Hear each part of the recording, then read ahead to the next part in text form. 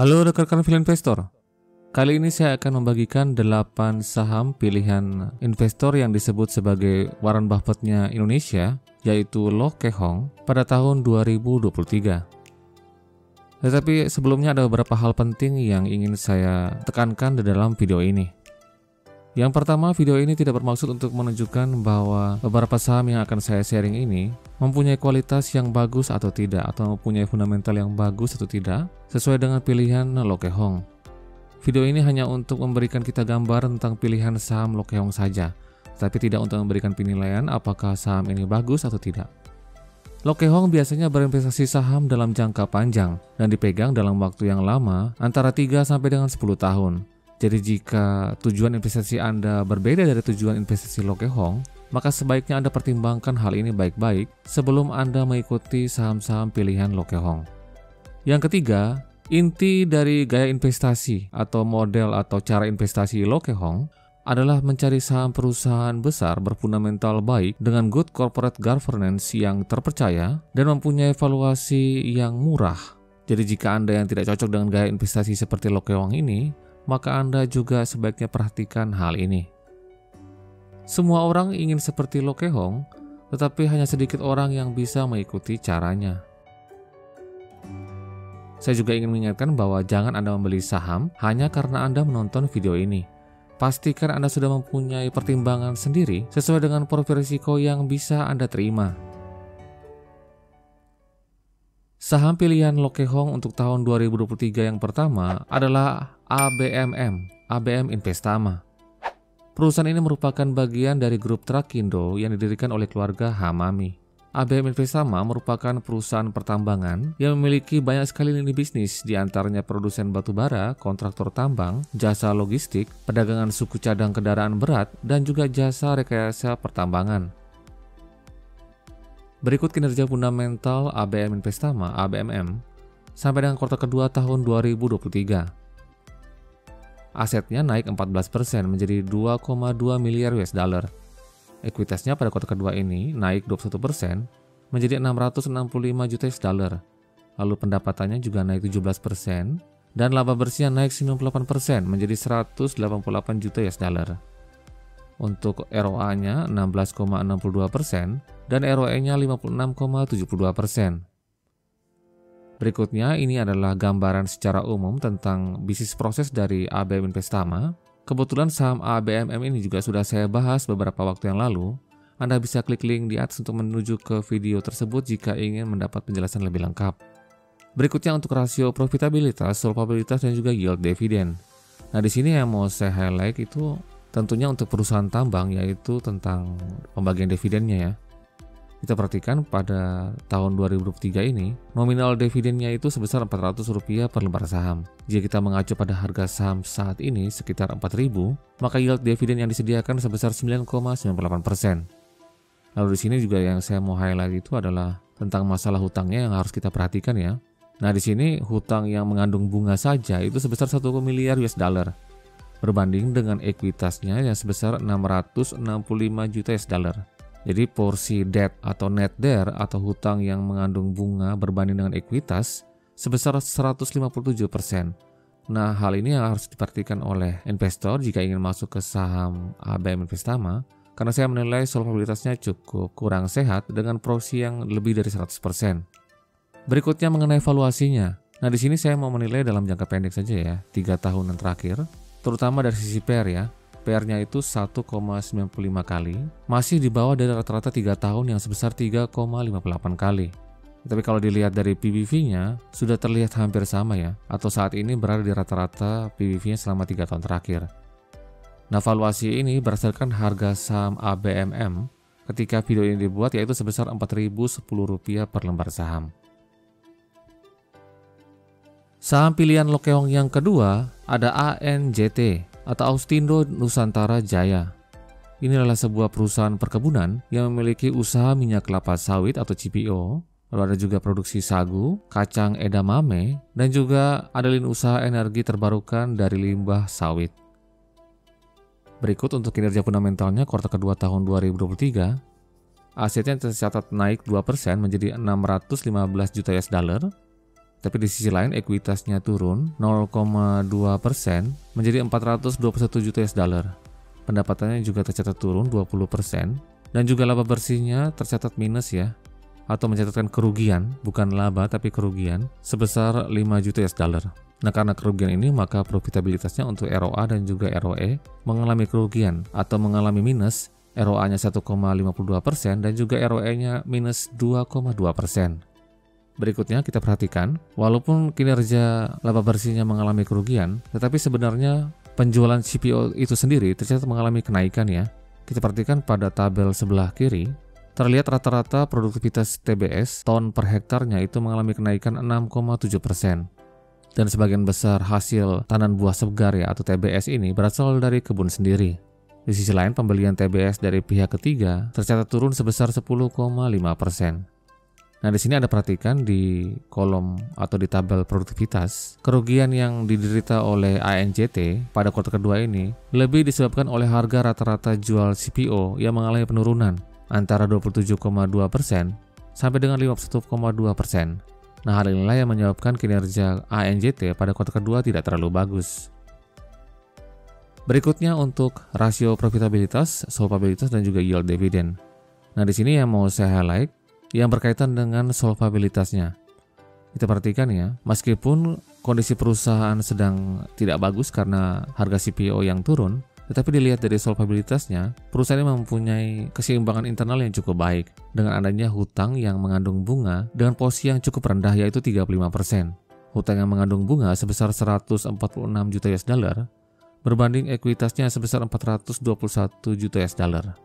Jadi ketika kinerja perusahaan turun, tetapi di sisi lain kewajiban hutangnya tidak terlalu besar, maka secara umum akan menjaga keseimbangan dari perusahaan tersebut. Berikutnya untuk valuasi ANJT. Pada saat video ini dibuat, harga saham ANJT sebesar Rp755 per lembar saham. Nah, di sini kita perhatikan, kalau dilihat dari price to earning ratio memang terlihat minus ya karena memang rugi. Jadi itu tidak bisa kita jadikan sebagai patokan. Tetapi kita bisa melihat dari sisi price to book value-nya. Rata-rata 3 tahunnya sebesar 0,43 kali, sedangkan saat ini PBV-nya sebesar 0,4 kali. Jadi masih di bawah rata-rata. Jadi secara umum valuasi ANJT masih di bawah rata-ratanya selama 3 tahun terakhir atau dalam jangka pendek. Jadi inilah salah satu alasan mungkin mengapa Lokehong tetap masuk saham ANJT walaupun kinerja terbarunya mencatat kerugian. Saham pilihan Lokehong yang ketiga adalah BMTR, Global Mediacom. Ini adalah sebuah perusahaan holding media yang bergerak di bidang stasiun televisi swasta, production house, content production, digital media, marketplace TV, talent management, news portal, televisi kabel berbayar, internet TV, internet provider, dan juga pay channel. Lalu berikutnya kinerja kuartal kedua tahun 2023. Asetnya tercatat naik 1,4% menjadi 36,4 triliun. Ekuitasnya juga naik 2,8%. Tetapi di sisi lain, pendapatan dan laba bersihnya tercatat turun ya. Pendapatannya turun 15% dan laba bersihnya turun 11%. Tetapi keduanya masih mencatatkan hasil yang positif. Laba bersihnya masih positif sebesar 440 miliar. Nah, berikutnya inilah portofolio bisnis dari BMTR ya. Saham BMTR juga sudah saya pernah bahas beberapa waktu yang lalu. Anda bisa klik link di atas untuk menuju ke video tersebut untuk mendapatkan penjelasan yang lebih lengkap. Nah, ini adalah beberapa portofolio media digital yang dimiliki oleh BMTR. Berikutnya untuk rasio profitabilitas dan solvabilitas. Untuk yield dividen sampai dengan saat ini BMTR belum pernah membagikan dividen, jadi belum ada penilaian secara historinya. Nah, di sini yang saya mau highlight adalah tentang kinerja operasionalnya ya. Operating profit marginnya cukup besar ya, yaitu sebesar 41,65%. Nah, ini cukup besar ya. Jadi kalau di atas 40% itu memang perusahaan tersebut mempunyai operasional yang cukup baik. Di sisi lain juga kondisi solvabilitasnya cukup bagus ya, dengan porsi hutang yang mengandung bunga di bawah 50% ya, yaitu 48%. Hutang yang mengandung bunga sebesar 7,3 triliun, berbanding ekuitasnya sebesar 15 triliun. Berikutnya untuk valuasi BMTR, Global Mediacom. Di sini saya juga menilai dalam jangka pendek ya, 3 tahun terakhir. Nah, kalau kita lihat ya, untuk price earning ratio-nya saat ini sudah berada di atas rata-rata ya. Berdasarkan harga saat ini, saat video ini dibuat, BMTR sebesar Rp288 per lembar saham. Kalau kita perhatikan di sini PR-nya 5,43, sedangkan rata-rata 3 tahunnya itu sebesar 3,94 kali. Jadi masih di atas rata-rata dari 3 tahun. Tetapi kalau dilihat dari price to book value, berdasarkan rata-rata 3 tahun masih under value ya. 0,35 kali, sedangkan saat ini PBV-nya 0,31 kali. Sedikit di bawah dari rata-rata selama 3 tahun terakhir. Jadi inilah salah satu alasan mungkin kenapa BMTR masuk dalam koleksi Lokehong. Karena perusahaannya besar, memiliki beberapa lini usaha, tapi di sisi lain valuasinya juga cukup murah. Saham pilihan Lokehong yang keempat ada BNGA. Bank Niaga merupakan bank swasta terbesar kedua setelah Bank BCA. Anda bisa lihat di sini, kalau dilihat dari keseluruhan total bank ya, baik itu bank pemerintah, BUMN maupun bank swasta, Bank Niaga saat ini menduduki posisi nomor 6 di bawah Bank BTN dan ke atasnya. Berikutnya kinerja fundamental kuartal kedua tahun 2023. Tercatat asetnya naik 7,5% sebesar 329 triliun. Ekuitasnya juga naik 1,9%. Lalu untuk pendapatan dan laba bersihnya juga tercatat positif naik semuanya ya. Pendapatannya naik 4,5% dan juga laba bersihnya naik 28%. Laba bersihnya saat ini sebesar 3,2 triliun. Untuk ROA dan ROE-nya, ROA-nya 1,9% dan juga ROE-nya 14%. Nah berikutnya rasio-rasio penting untuk sektor perbankan ya. Yang perlu kita perhatikan di sini Anda perhatikan. Untuk NPL growth Anda perhatikan ya di sini menurun cukup signifikan ya. Dari yang sebelumnya 3,53% menjadi 2,53%. ROA dan juga ROE-nya meningkat dengan cukup signifikan ya. Masing-masing sebesar 2,62 dan juga 15,45%. Bank Niaga sendiri sudah pernah saya bahas beberapa waktu lalu. Anda bisa klik link di atas untuk menuju ke video tersebut untuk mendapat penjelasan yang lebih lengkap lagi. Berikutnya rasio profitabilitas dan juga yield dividennya. Nah yang menarik yang saya mau highlight di sini adalah yield dividennya ya. Pada tahun ini BNGA membagikan dividen sebesar Rp115 per lembar saham. Dengan harga saham saat ini yang sebesar 1.700, maka yield dividennya itu sebesar 6,77%. Ini tentunya cukup besar ya, lebih tinggi daripada jika dana kita diletakkan di deposito misalnya ya, atau di ORI yang terbaru yang hanya sebesar 6,1%. Berikutnya tentang valuasi BNGA. Di sini saya juga mau melihat BNGA dalam jangka pendek ya, 3 tahunan. Harga BNGA saat video ini dibuat sebesar 1.700. Nah kalau kita lihat dari valuasinya, terlihat di sini untuk PR yang sudah under value ya. Tapi kalau PBV-nya saat ini justru sudah overvalue ya. Untuk PR-nya saat ini 6,61 kali, tetapi rata-rata 3 tahunnya itu sebesar 7,98 kali. Jadi dari sisi PR masih under value. Nah memang kondisi ini disebabkan karena harga saham BNGA yang terus mengalami peningkatan ya. Dan peningkatan dari harga saham BNGA itu terjadi karena memang kinerjanya memang cukup bagus. Bahkan sangat bagus untuk ukuran saham perbankan saat ini. Sehingga memang wajar harga sahamnya naik. Sudah saya jelaskan pada video beberapa waktu yang lalu. Dan posisi masuk Lokehong di saham BNGA juga masih di bawah 1000-an ya. Jadi jika Anda yang baru mau masuk saham BNGA dari harga sekarang ini 1.700-an, Anda harus berpikir juga tentang posisi masuk Lokehong ya. Jangan berpikir bahwa posisi Anda sama dengan Lokehong ya. Karena Lokehong itu sudah masuk di bawah harga 1000 dan biasanya di hold untuk tujuan investasi jangka panjang.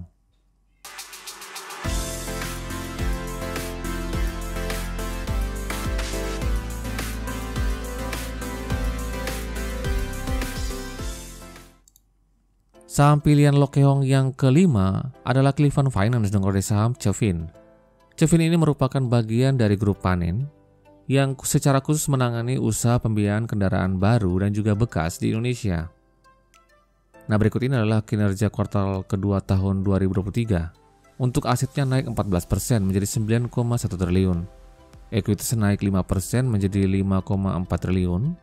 Pendapatannya naik 95% menjadi 1,4 triliun. Dan secara fantastis, laba bersihnya naik 6.390% menjadi 650 miliar.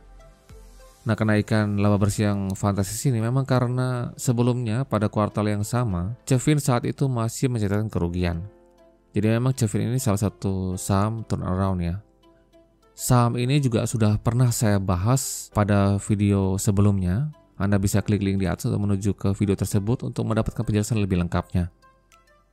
CEVIN seperti dilihat dari tabel berikut ini, sudah menunjukkan fase turnaround atau sudah berbalik dari yang sebelumnya mengalami kinerja yang periode yang buruk pada masa krisis ekonomi akibat COVID-19, tetapi saat ini sudah berangsur-angsur pulih kembali seperti sebelum COVID, bahkan sudah lebih tinggi dari kinerja tahun 2019.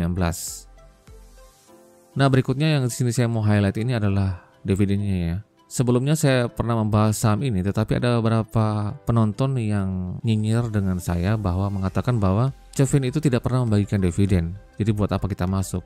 Tetapi pada tahun ini Cevin membuktikan bahwa ketika laba bersihnya cukup, di sisi lain cash flow-nya juga lancar, maka ternyata perusahaan cukup fair untuk membagikan dividen kepada pemegang sahamnya dengan yield yang sangat besar, yaitu 18,52% dengan nominal Rp100 per lembar saham.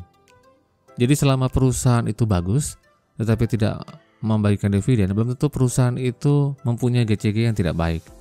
Kita tunggu saja sampai dengan kebijakan perusahaan itu menunjukkan sesuatu yang berpihak kepada pemegang saham. Karena membagikan dividen atau tidak itu tergantung dari keputusan manajemen. Dan ini tidak menunjukkan seberapa besar kualitas manajemen tersebut. Karena pasti ada tujuan lain ketika mereka membagikan dividen atau tidak.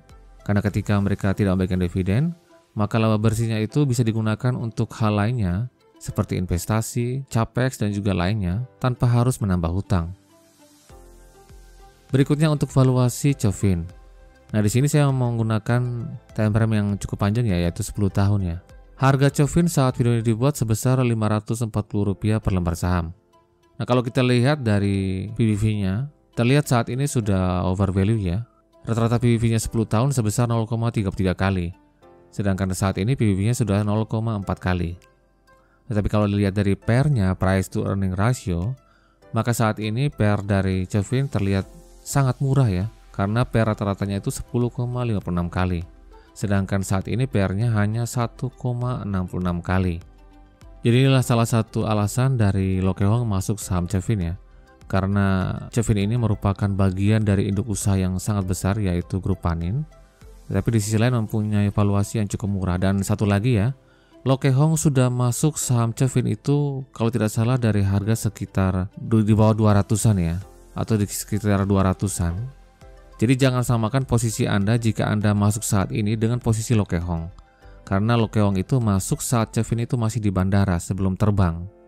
Jadi kalau investor yang baik itu memang masuk pada saat saham itu masih di bandara belum terbang. Jangan ikut-ikutan ketika saham itu sudah naik tinggi.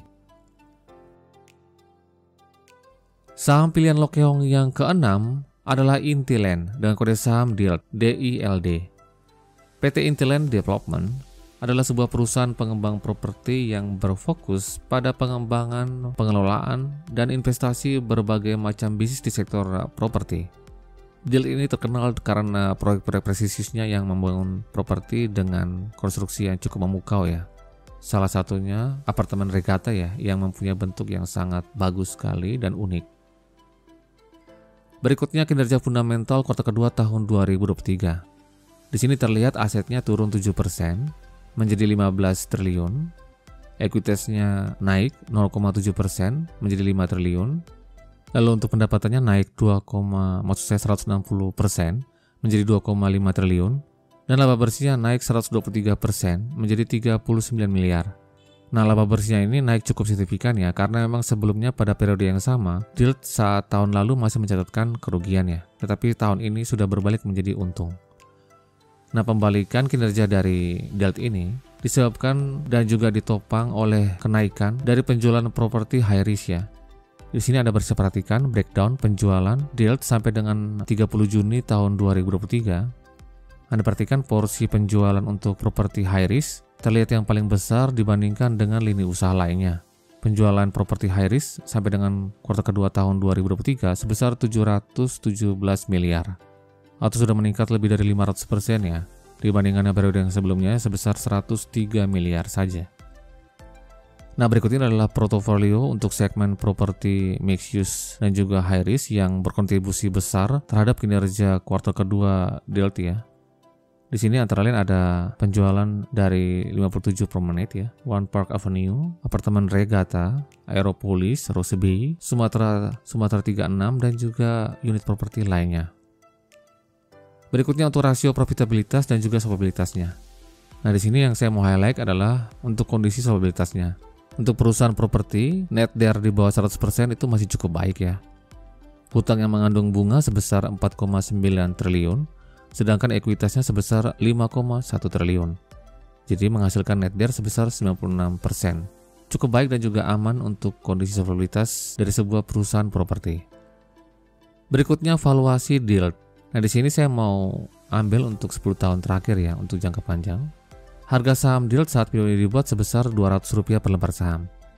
Nah, di sini kalau kita perhatikan ya, pada saat harga saat ini Rp200, dari sisi PER maupun PBV-nya sudah berada di bawah rata-ratanya selama 10 tahun terakhir ya. Untuk PER-nya saat ini 26,20 kali, sedangkan rata-ratanya sebesar 31 kali. Untuk PBV-nya 0,4 kali, sedangkan rata-rata selama 10 tahunnya sebesar 0,76 kali. Dan inilah salah satu alasan Lokehong masuk saham DILT, karena memang perusahaan ini, Intiland, merupakan suatu perusahaan yang besar, dan reputasi Intiland juga sudah sangat terpercaya dalam dunia properti, membangun proyek-proyek properti yang prestisius, dengan kondisi cash flow yang cukup baik sampai dengan saat ini, dan di sisi lain mempunyai valuasi yang sangat murah. Saham pilihan Lokehong yang ketujuh adalah GJTL. PT Gajah Tunggal merupakan salah satu produsen ban terbesar di Indonesia yang menguasai pangsa pasar 50% untuk ban mobil dan 47% untuk ban motor. Berikutnya kinerja kuartal kedua tahun 2023. Asetnya saat ini turun ya, 1% menjadi 18,8 triliun. Ekuitasnya naik 3,6% menjadi 7,4 triliun. Di sisi lain pendapatannya turun ya, 2% menjadi 8,1 triliun, tapi di sisi lain laba bersihnya naik 359 miliar, naik 660%. Nah, kalau saya melihat laba bersih yang diperoleh oleh Gajah Tunggal ini diperoleh karena ada penurunan beban pokok penjualannya sebesar 12,4%. Beban pokok penjualan yang dimaksud turun di sini adalah bahan baku yang digunakan ya, yang pastinya adalah karet. Lalu ada penurunan dari biaya tenaga kerja, biaya energi, dan juga biaya pabrikasi lainnya. Gajah Tunggal memproduksi ban radial untuk mobil penumpang, ban bias untuk truk dan juga bus, ban radial untuk truk dan juga bus, lalu ada ban sepeda motor serta ban dalam untuk sepeda motor dan juga kendaraan komersial lainnya. Serta ada beberapa aksesoris seperti flaps, rim type, dan juga O-rings. Beberapa merek dari Gajah Tunggal ya seperti GT Radial, GT, Xenios, dan juga IRC pasti sudah banyak kita temukan di tukang-tukang tambal ban pinggir jalan ya. Jadi produk-produk dari Gajah Tunggal ini memang sudah familiar di kalangan kita semua yang memiliki kendaraan bermotor. Untuk rasio profitabilitas dan juga solvabilitas, sedangkan untuk yield dividen, pada tahun ini Gajah Tunggal tidak membagikan dividen ya. Tetapi di masa lalu pernah membagikan dividen, tetapi untuk tahun ini perusahaan belum membagikan dividennya. Di sini kita perhatikan untuk net DER-nya masih cukup baik ya, di bawah 100%. Untuk hutang yang mengandung bunga sebesar 7,3 triliun, berbanding ekuitasnya 7,5 triliun, jadi masih 98%. Berikutnya untuk valuasi GJTL. Nah, di sini saya juga mau menggunakan time frame yang jangka panjang ya, 10 tahun terakhir. Harga saham GJTL saat video ini dibuat sebesar Rp735 per lembar saham. Nah, kalau kita lihat dari PER-nya maupun PBV-nya, memang saat ini Gajah Tunggal masih under value ya, karena masih di bawah rata-ratanya selama 10 tahun terakhir. PER-nya saat ini 3,57 kali, di bawah rata-ratanya selama 10 tahun terakhir yang sebesar 34 kali. PBV-nya juga begitu, 0,34 kali, di bawah rata-ratanya 10 tahun yang sebesar 0,54 kali.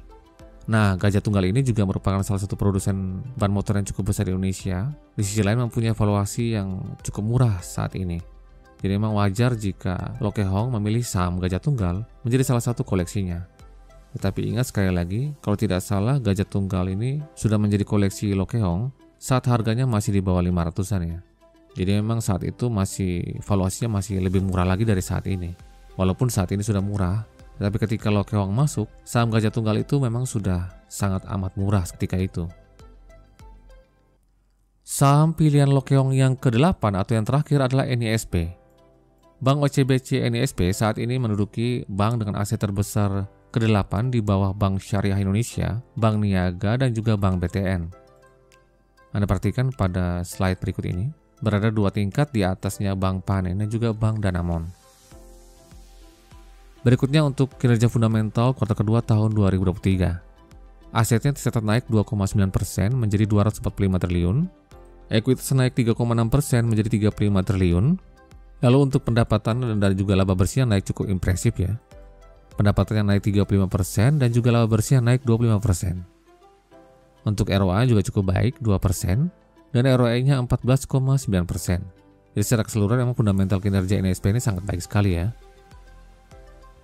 Berikutnya untuk rasio-rasio penting dari NSP ya. Di sini yang saya mau highlight itu adalah BOPO-nya ya. BOPO-nya itu sudah di bawah 70%, bahkan dari tahun 2022 ya. Berikutnya untuk rasio profitabilitas yield dividennya juga ya. Nah, NSP ini juga rajin membagikan dividen ya. Pada tahun ini, NSP membagikan dividen Rp58 per lembar saham. Jika dibandingkan dengan harga saham saat ini 1.145, maka yieldnya sebesar 5,07% ya. Berikutnya untuk valuasi NSP. Nah, di sini saya juga mau melihat dalam jangka panjang ya, 10 tahun terakhir. Harga saham NSP saat ini dibuat sebesar 1.145. Baik dari sisi PER maupun PBV-nya saat ini memang NSP masih under value ya untuk jangka panjang. PER-nya saat ini 6,36 kali, masih di bawah rata-ratanya selama 10 tahun terakhir yang sebesar 9,01 kali. Lalu untuk PBV-nya 0,74 kali, masih di bawah rata-ratanya selama 10 tahun terakhir yang sebesar 0,83 kali. Jadi NSP salah satu alasan kenapa Lokeong pilih NSP ya karena memang murahnya saya ini. Di sisi lain memang salah satu dari 10 saham bank terbesar di Indonesia. Oke, sekian dulu 8 saham pilihan Lokeong. Semoga informasi ini bermanfaat dan menambah wawasan Anda tentang gaya investasi adalah salah satu investor kawakan Indonesia yang dijuluki sebagai Warren Buffett-nya Indonesia. Semoga bermanfaat. Salam value investor.